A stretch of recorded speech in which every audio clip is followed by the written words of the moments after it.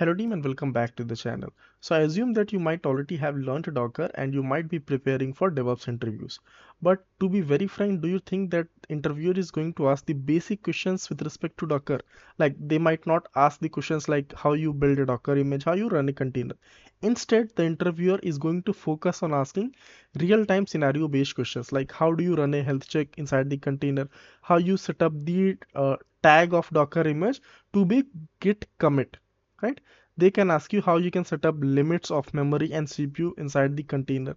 So there are so many different scenarios which you need to learn. Another scenario could be like they might ask you how you can run a container and you can side by side tail the log of the container. So there could be like so many different scenarios which you need to understand and you need to make sure that you are implementing those as well. So in today's video I'm going to show you total 30 real-time scenario based implementations of Docker, and side by side I am also going to show you how you can implement them, what kind of output do you get, and I am going to explain you also, so that once you implement all these 30 use cases and scenarios, you will be having a very good deep dive knowledge on Docker. Okay, so make sure to watch this video till end, even though you'll be getting the documentation over my Telegram group, but still I highly recommend to watch the video till end because I'll be explaining side by side, plus I'll be showing you implementations of those commands as well. Okay, so yeah, with that being said, let's get started. So guys, first of all, make sure that you have created one virtual machine, and I have created it. So let us install let us install Docker on this machine. For that, I can run first of all sudo apt update, and once this is running, we can go on browser and we can go on Google Docker official page to get the commands to install Docker. So first we have to add the repository. For that, we can copy this set of command and we have to paste it here. So for that, let's wait for this to complete. And once this is done, then we can proceed. Okay. So this is done. First set of command is going to be this. Meanwhile, this is running. We can copy the final command to install Docker. And let us execute that as well. Now, so we have installed Docker, but for now, let us make sure that Ubuntu user has permission to execute Docker commands. For that, we are going to add Ubuntu user to Docker group. For that, we can run sudo usermod -a Docker, which is the group name, and Ubuntu, which is the username which we want to add to Docker group. Now for these changes to be applied or reflecting immediately, we can run new group Docker. So team, Docker has been installed and I have cloned a very basic Python based project whose Docker file you can see here. You can see it's a very basic Docker file. We are installing dependencies and then running the project. Okay. So first use case or first scenario that we want to implement is that I want Docker to skip using cache for building any step that we have mentioned inside Dockerfile. Let me explain you with an example. Let us say that I want to build this Docker image. So I will run the command docker build -t. Then I will provide a name. Let's say pi-project and dot means the path of Dockerfile, which is in the current directory only. If I click on enter, it's going to download the like first of all the base image, then it's going to install the dependencies of the project. You can see this is the command that is going to install dependencies. Okay, so it is installing it now. That is done and Docker image has been built. But the thing is, let us say I ran the command again to build the project again. This time if I run it, you can see within few seconds, within just 1 or 2 seconds, it was able to build it because most of the steps it just used from the caching. That means previously it saw that the dependencies that we want to use for the project, that has not been changed. So it simply picked it up from the cache that it created when we ran the docker build command for the first time. But the thing is, what issue I'm facing that in my project, there is some kind of bug existing in our code which we are not able to find. So what we want to try that every time I build Docker image, it should be doing everything completely fresh. That means every time I run this command pip install dependencies, it should be installing it from scratch, completely fresh. It should not be using any previously created cache. For that, what we can do, instead of just running this command, we should be adding one small parameter which will be like this: no dash cache. Once we add this, now you'll be able to see that it's going to, you can see it's going to install all the dependencies completely from scratch. And next time again, if I'm building the Docker image again, I simply have to make sure that I'm adding this so that every time we build, it's going to run everything from scratch. You can see again downloading the dependencies. Talking about next scenario, so generally we know that when we want to build Docker image, we run the command like this: docker build -t image name and dot means our Docker file is present in the current directory. But what if Docker file is not present in the current directory? For example, here you can see in 𝗏𝗏𝗃𝗦𝗃 folder, this is another project that I have just cloned it. Here there is no Docker file on the root level directory. But if I go inside the Docker folder, we should be able to see Docker file. That means our Docker file is present inside this directory. Same thing I can show you here also on my Git repository.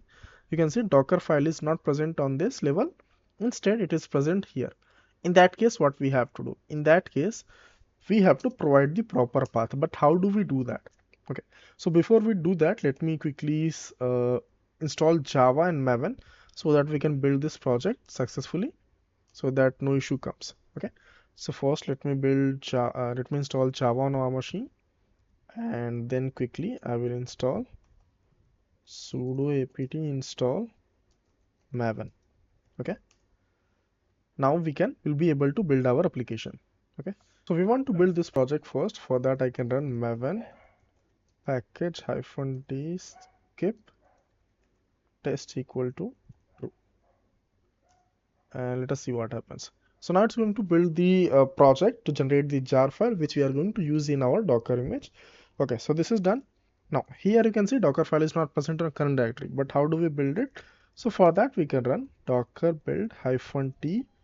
Let's call the Docker image name as 𝗏𝗏𝗃𝗦𝗃, then -f, and then the folder name in which Docker file is present, and then the Docker file name, which is this, and then we put dot. That means Docker file is present with this name inside this folder. So if I execute it, now it should be able to build the Docker image for the project.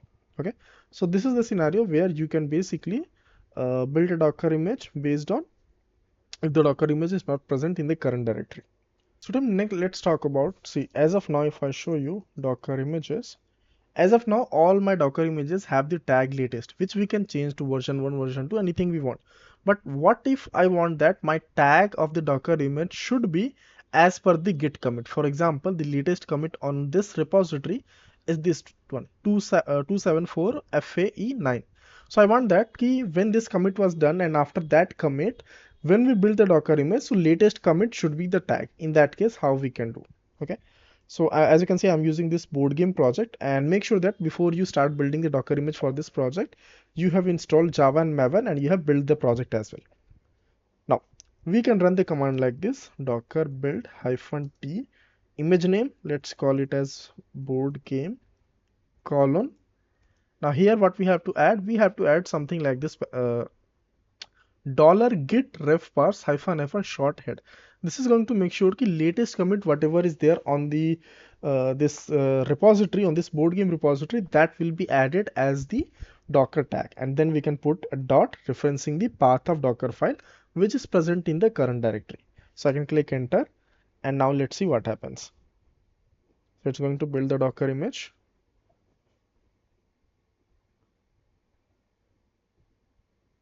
It's taking a little bit of time. Yeah, so it is done, and we can see the details here. Docker images, you can see the tag is 274FAE9, which is same as the latest commit on this repository.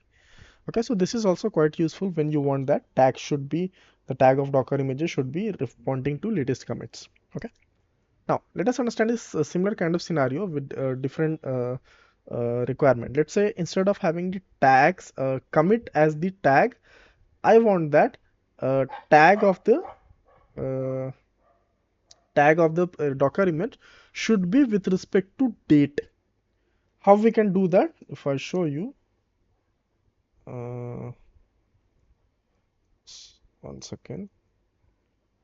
Here I can run docker build -t, then let's call the image as board game colon, and now in the tag I want to first write release dash, I want to write like this. So I will remove the previous release. Yeah, so now tag will be something like this: release then date. Okay, and now in order to make it a little bit more user friendly, I'll just add one dot dash. Okay, Now if I build this, and we can just provide it dot also, referencing the path of the Dockerfile. Now it is built, and now we can check Docker images. You can see here this Docker image which we just now built has the tag as the date when it was built. So this is also quite useful when you want to set up the Docker image tags with respect to the day when it was built. Okay. Now, next scenario that I want to explain you is basically about how we can set up like we can set up and limit the amount of memory, basically RAM and CPU, that should be used within our container. That also we can do. So let me explain you how we can do that. So let us create the container for the board game application. We can run like this: docker run, and the memory that I want to give, which will be equivalent to 512 MB.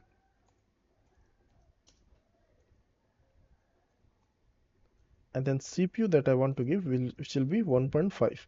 Okay. And then we can provide the Docker image name, which is going to be this one. Okay. Now if I run it, it will run fine. It will be this container that we create here. It will be using only this amount of memory and this amount of CPU. Few more things we can add actually. Let us say that I want that this container should be automatically removed when this container get exited. Okay. So before that, let me run this and let's see what happens.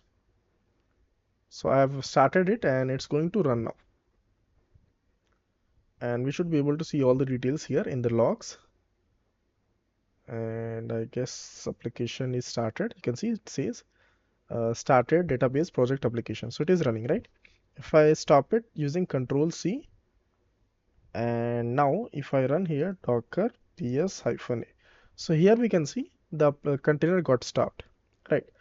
But what I want that whenever I create the container and I'm defining memory and CPU, so I want that when it exits, that means like for example I press Control-C and container exits, right?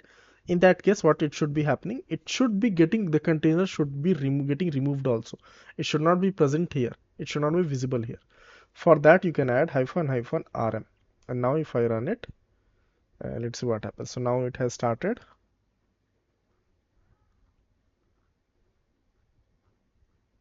Okay, and I'll press Control-C.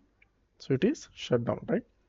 Now if we can go to docker ps-a, here you can see only the the container that we created first without --rm, that is visible. Second container which we created using --rm, that when we stopped it, basically when we like make it exit, it got removed from here also. Okay, so that is quite useful. Now another scenario, let me explain you. So we have this container available that is running, right? Now let us say that by default when you create run a container, it will run using, generally it runs using root user, generally. But if you want to run it as a non-root user, what you can do? For example, I can run like this: run -u, where we define the user ID and group ID. For example, I can write like this: 1001 1001, where user ID and group ID both I have written. Okay, and let's say I can use the board game application at the latest. Okay, now this container is going to get created, and the commands inside the container, if you go inside the container, specific user will be running everything. That user is having the user ID and group ID, which is this one. By default, see, everything happens with the, like, root user by default, but you can change the user inside the container, which is going to be done in this format. Okay, so just remember that as well. Now one more thing you should understand, by default it is possible that there might not be some user that has this user ID and group ID. In that case, what is going to happen? In that case, if in that case, inside the container, the commands will not be using root user. A new user will be created, not very specific, like no details will be there, but information will be like that. Okay, this user is having user ID, this one. Okay, So this is also quite useful. Coming to next scenario, let us say that I want to launch a container as read only. That means if I run a container, then inside the container no modification should be allowed. Sometimes it happens. For example, let's say I'll run the container -d and I'll run the boot game application only, and we can run like this boot game latest. So if I run this container, it is created and we can actually go inside the container. Let me show you. Docker exec-it, then container ID, then we can write like this bin/sh or bash. Okay, so here we have this file, this jar file we have, right? And we have other files and folders. If I go on the root level, we can see these files and folders are present, right? Let us say that I go into home directory and let's say I want to create a file. I will write the name as 1.txt and I can add anything in this file, right? I add anything, save this, and we can come out. So file got saved, we can see here. But I don't want that. This permission should not be allowed. That means user should only be able to make changes or modify or access file system properly with write permissions on this folder only, on the temp folder only. For other folders I don't want to give permission. So how we can do that? Let me show you that as well. First let me stop the container, docker ps, and we can run docker and stop, which will be container ID, and then we can remove this container quickly. Okay, now what we have to do, first of all, let us get our previous command using which we created the container. This is the container, this is the command, right? Here what we are going to do, after run, we can add few more things like -read only. Okay, and which part should be allowed for us to read, which will be which part should be allowed for us so that we can read and write inside that will be temp folder. Okay, and we can write tmpfs/tmp.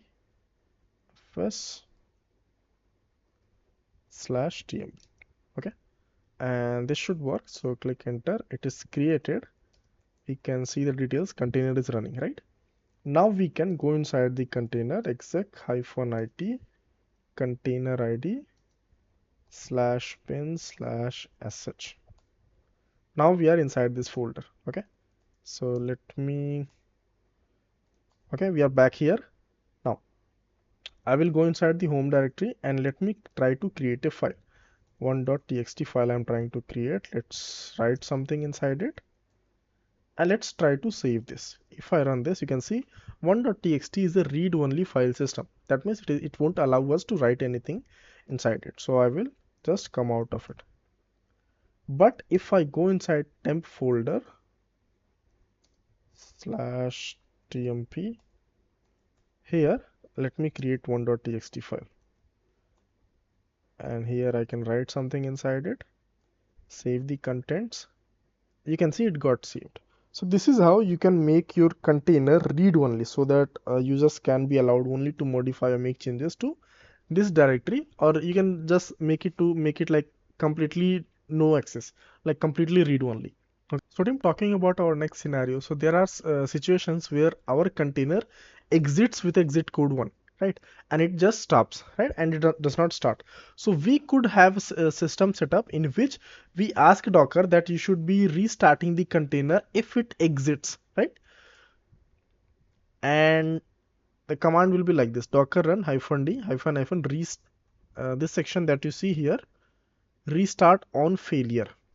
Okay, this means as when the container fails and exits with a error code, it's going to restart. How many times it will be restarting, that we have defined 3 times it can restart, up to 3 times. And then we are using a Docker image. Okay, and just to set up a scenario where it exits, I'm writing the sleep 1 and exit 1. Execute it, and it's going to download the Docker image, and then it's going to create the container. Okay, and here we can run docker ps-a. Here we see that Alpine images, it got exited. But how do we confirm that it did try to restart 3 times? Okay. For that, we can run a command like this. We can run a docker inspect container ID, which is this one. And here we could use grep -i. And here I'm going to search for restart count. And you can see very clearly that restart count was 3 times. So from this we can confirm that even though the Docker container exited with some error code, but still Docker tried to restart it 3 times, because that's what we have defined here. Correct? Now, okay. So next scenario that I want to show you is basically about health check. Sometimes when we create a container, so we want to check its health, if it is running correctly or not. What we can do, let me show you one example. So I have set up one repository actually.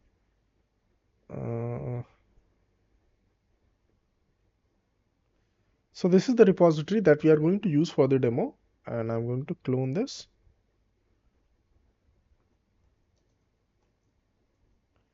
Git clone.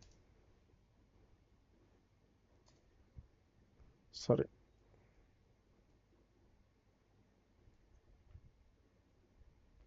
Let me clone it. And let us go inside it. Okay. And here we have 2 files, server.js and Dockerfile. So team, in next scenario, what we want to do, we want to basically check the health of the container. Once we run the container, we want to check the health of it. How we can do that? So let us say I have created this basic repository, which you'll be able to find on my account. Here, let me show you Dockerfile. So here you see health check keyword added. What it's going to do, it's going to send a GET request on this URL inside the container. If it does not get 200 or 2xx response, it's going to fail with error exit code. Then we can say that a container is not healthy. But if we get response 200, then we can say container is healthy. Let me show you. So I can build it. Docker build -t /HC dot. And let's wait for this to complete. Then we can check by running the container the health of it. Okay, and we have Docker images available. So latest one, /HC. Okay, this is one we are going to check. So I can run the container using docker run -d. Let's you can add name also like this, /demo, and the Docker image. Docker image is /latest.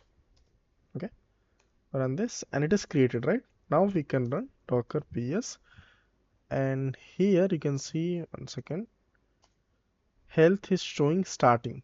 Okay, it might take little bit of time to come into running state. Meanwhile, second scenario where I ran the another repository with health check, here you can see status is clearly showing unhealthy. Okay, so let's wait for this to complete and then we can confirm. Now you can see when I ran the docker ps command again, now status is healthy, while previous container where we have set up some scenario to make it unhealthy, status is clearly visible unhealthy. Okay, so in using this scenario, you can check if the container is healthy or not, and this is quite useful when you are working with Docker Compose, because sometimes we write like one service depends on other, where instead of just service dependency we can mention the container health condition. That could be really useful. Okay, now coming to next scenario, let us say that I want to tail the logs of my container. I have started a container and I want to tail the last 50 lines and follow the latest logs. Okay, how we can do that? So then next up what we are going to see is how we can tail logs of a container. For example, let us see, we have this, and let's see if we have any container running. So we have container running, this one board game latest, right? So what we want to see, we want to basically tail the logs of this container. For that, what we can use, I can run docker. First we need to check the logs. Then I'm going to add -f so that logs can be streamed in live. tail 50. What it's going to do, it's going to start from showing the last 50 lines of the logs and then the container. So we can put this as container, and you can see it has started from showing us the last 50 lines. Okay. And then now whatever changes I do on the like UI of the application, those changes will be streamed here. You can see it has not exited. It's still showing the, like in you can say key in live mode. It's going to stream the logs now. Now coming to next thing. Now let us say that we have some container running. As of now, you can see we have Java container board game application running, right? Let's say if I want to see if a specific process running inside the container or not, how you can do that. Okay. Before that, let me remove some containers, the one that we are not at all using, this one and this one. And we are going to, first we have to stop it and then we are going to remove them. Okay, it's taking a little bit more time. Okay, and let me remove them as well. Okay, this is done, and now we just have one container which we can use now. So how we are going to see, let's say this is Java based application, so I have to confirm if Java is running inside the container or not. How we can do that? We can run command like this: docker exec -it, then container, then sh. Okay, so that we can use shell -c, and then we are going to run the ps-aux command. And finally, we are going to run the grep command to see if Java is running or not. Can run this, and this information that you are getting inside, this is coming from inside the container. Okay, so yes, Java is running inside the container. From this command, we can confirm that. Okay, now let's move to next scenario. So Tim, let us talk about next scenario. Let us say that I want to create a container in completely restricted mode. What do I mean by that? So I want to put restrictions. For example, I want to make sure that maximum number of processes that can run inside the container should be 100. The container should be in read-only mode so that container cannot write anything to the disk. And we are also going to limit the memory that is available to the container, and we want to make it just 256 MB, right? So these are our like conditions that we want to set up in order to run the container in a restricted mode. So for example, as of now, we have these images. We have just this image, Alpine image. So we can try with this. Okay. For that, we can run docker run --, PIDs. Limit will be 100, so that only 100 process can run. Then memory we are going to define, which should be 256 MB, and we are also going to make the container run in read-only mode. Okay, and then container image name we can give, and this should be able to start. Okay, let me run it.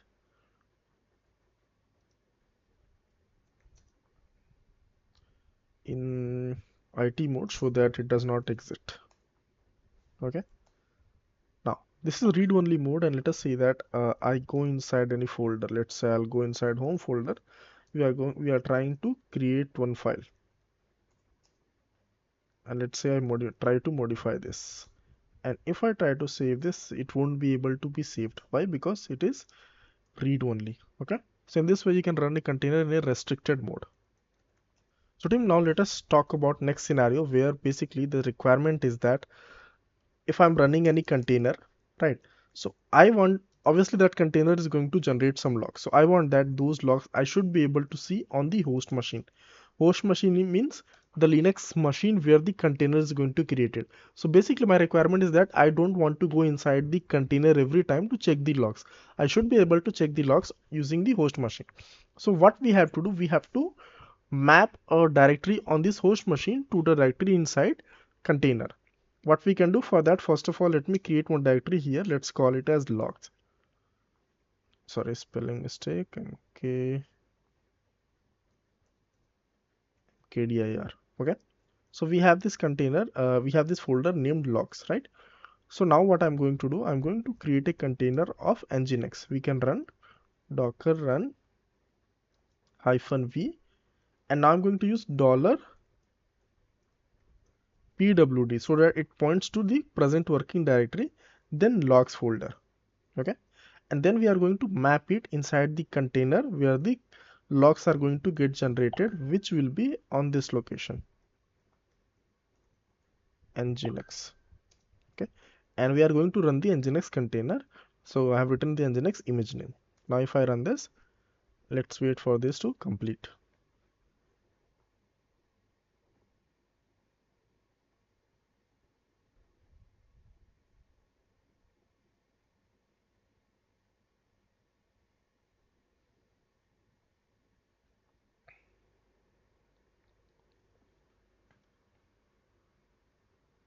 Now here, since it is running in foreground only, so I will go here and let us go inside the logs folder. You can see the logs that were inside the container that are populating here, right? So that we can easily, we should be easily able to check the logs. Okay, so this is how it can be utilized. Next up, let's talk about deleting things. So first of all, we can use a command like docker system prune to delete everything. Everything means specifically the things that are not being used or unused things. For example, we have these things, docker images, we have these things, docker ps, we don't have anything, and in docker ps-a, we have few containers that we ran previously. Also, if I run docker volume ls, we don't have a volume. Let us create one volume. So I'll run docker volume create my dash vol. Okay, now as of now volume is not also not being utilized, and these images, none of them are being utilized, and they are tagged also. So let us understand what exactly this command, the command that I'm talking about, this one, docker system prune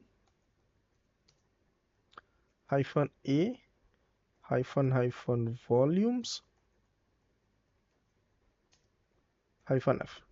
What exactly it's going to delete? So basically it's going to delete all the unused containers, unused networks, unused volumes, unused images, and it is going to delete those images also that are tagged. See, these images are tagged. Okay, so these things will be deleted, and it's also going to delete the build cache. It's also going to delete the dangling images. Okay, images that are like not at all tagged also. So I can run this, and you can see total space that were freed was 486.9 MB. Now here, if I check images, no images are present because none of them were being used. Okay, if we check volume is still present. Next up, let's talk about how we can remove dangling docker images. For example, if I run this docker images, you will see here there are total 4 docker images present, out of which this is also tagged and these other two are also tagged. While this image, it is not at all named and not at all tagged. This is a dangling image. Okay, so we just want to remove this specific image. So for that, we can run command like this, docker rmi for removing image, then $, and inside this we are going to filter. So we'll run docker images -f, and condition will be dangling equal to true. And we want to perform this in quiet mode so that only details, only basically names of image should, ID of the image should be coming instead of all the things. So we can run this now. And now we can see by running docker images, we can see only 3 images are present. Dangling image is gone. Now let's talk about how we can remove containers. Generally, if I want to see container running, I can run docker ps. If I want to see containers running or stopped, we can see here. Now, if I want to remove all the containers either running or stopped, we can use this command, docker rm -f. Then we can filter the containers using docker ps-a q.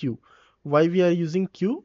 In order to run it in quiet mode, so that only after everything is done, we should be getting detailed information about just the ID.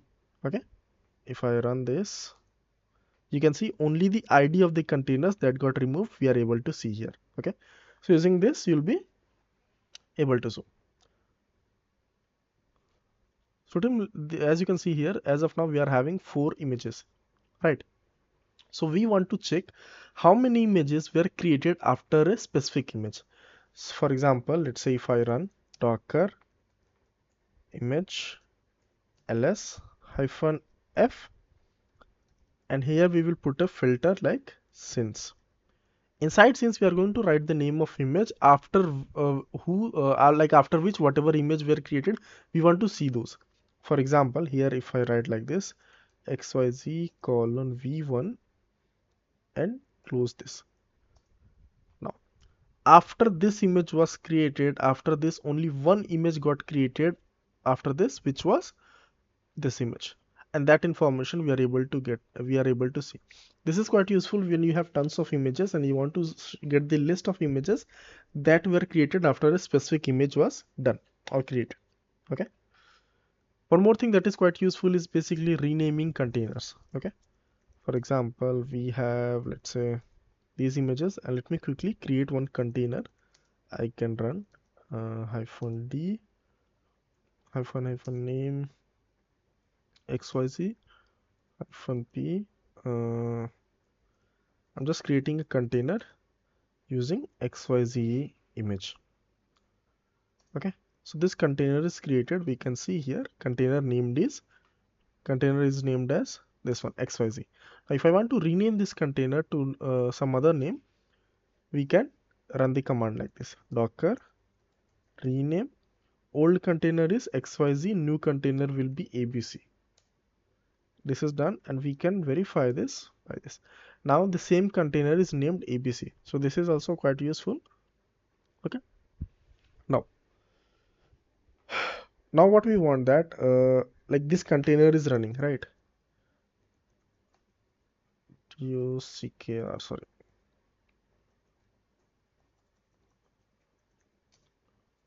So as of now one container is running, right? Let us say for some reason this container is like exits and with the error code 1. In that case, what we can do, we can set up a condition which is restart. We can mention it should be restarting always whenever he exits. Okay, so let us update this. I can run docker update --restart equal to always, and then container name. Now what is going to happen, it's going to add a policy, restart policy inside the container, that whenever it crashes with like exits with non-zero code, or even if we reboot the VM, then also container will be restarted. So we can add it, and now these changes will be applied. Okay, now let's move to different scenario. So let us talk about a different scenario. So as of now we have this container running. Now I want to pause this container. Let us say that for some reason, like some host level maintenance is going on the host machine, and we want, like, those maintenance is going on, and for that container is required to be stopped.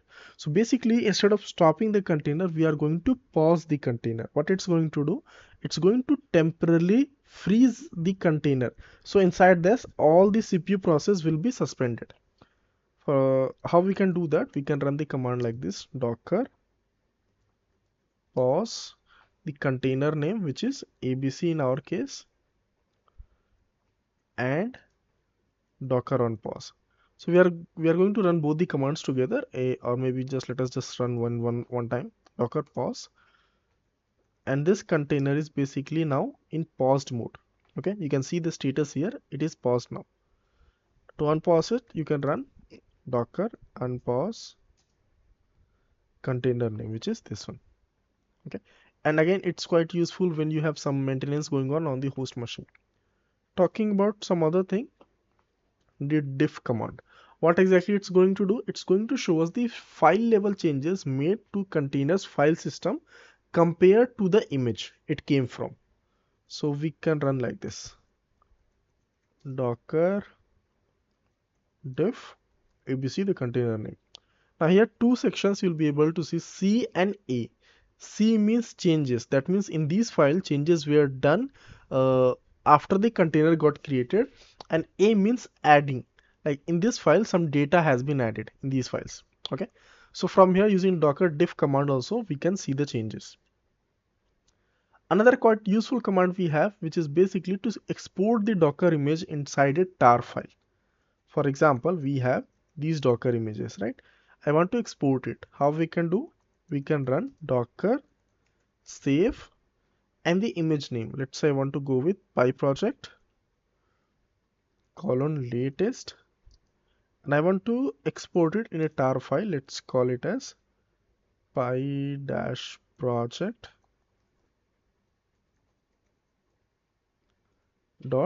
.tar, and let us run this and let's see how it goes. So if I run ls command, you should be able to see this tar file, right? Now if I want to like this image is saved now, so if you want to load it back into the local docker daemon, we can run the command like this.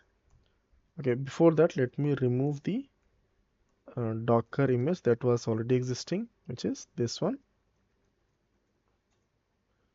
Okay, and as of now we have these images, right?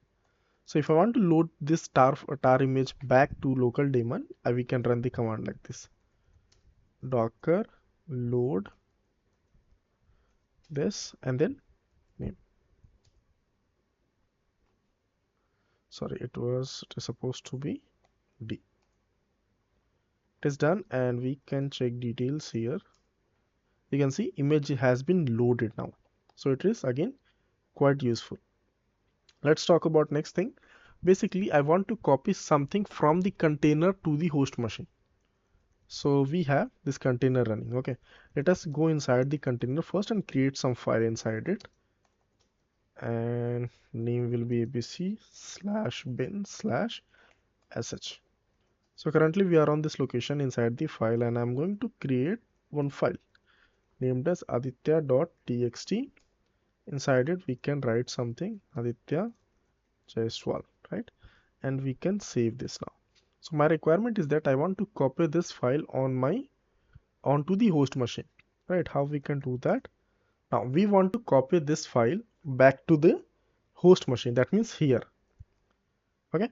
So what we can do? We can run the command like this: docker cp container name, which is abc, and the file that we want to copy from container. So inside the container we have this location user/src/app, and inside it we copied a file which was named as 𝗵𝗃𝗃𝗃. Now I want to copy it, or basically paste it on the current directory, which will be like this: 𝗵𝗃𝗃𝗃. We can run this, and you can see the file has been copied. If I run ls command, we should be able to see 𝗵𝗃𝗃𝗃, and we can confirm the details by running the cat command. So that is also quite useful. Now here one more interesting command that I'm going to show you now. One second, let me see if we have some. One container is running. So if you want to see the real-time resource usage, the CPU, memory, net, disk, those things per container, and one-shot output, then you can use this command. Before that, what I'm going to do, I'm going to run one more container. We have this 𝗙 project container. I'm going to run it: docker run -d -p5000 :5000 this one. So now we are running two containers. Now I want to see the real-time resource usage by these two containers. We can run like this: docker stats --no stream.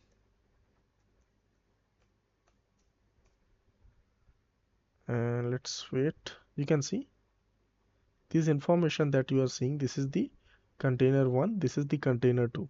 They're using this much of CPU, this much of memory, okay, percentage memory, and net input output. Okay, all these things you are able to see. So these are quite useful commands. All these commands are quite useful. There are many other commands also which will be added in the documentation, which I would recommend to check it out. Okay, so yeah, that's all for today, and thanks for watching guys. Have a nice day.